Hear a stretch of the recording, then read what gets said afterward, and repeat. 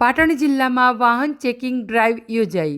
જિલ્લા પોલીસ વડાની સૂચનાના આધારે વાહન ચેકિંગ ડ્રાઈવ હાથ ધરવામાં આવી।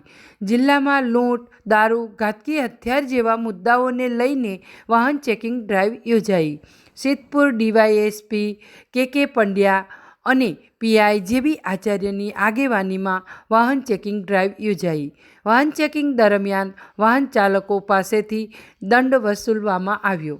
વાહન ચેકિંગ ડ્રાઈવમાં Sidhpur police, PSI, D staff, police staff તમામ જોડાયા। વાહન ચેકિંગ દરમિયાન 10 જેટલા વાહનો ડિટેઇન કરવામાં આવ્યા। 25,000 જેટલો પોલીસ દ્વારા વાહન ચાલકો પાસેથી દંડની વસૂલાત કરવામાં આવી।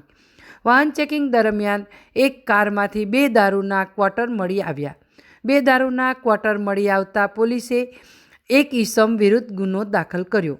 અહેવાલ વિપુલભાઈ, પાટણ, સિદ્ધપુર।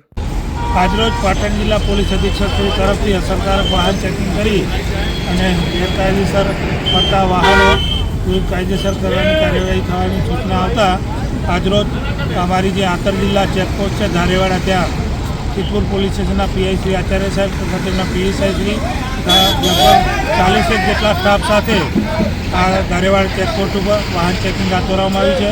આમાં ગેરકાયદેસર દારૂ, કોઈ હથિયારો કે કોઈ માદક પદાર્થો એનું ચેકિંગ ચાલી રહ્યું છે।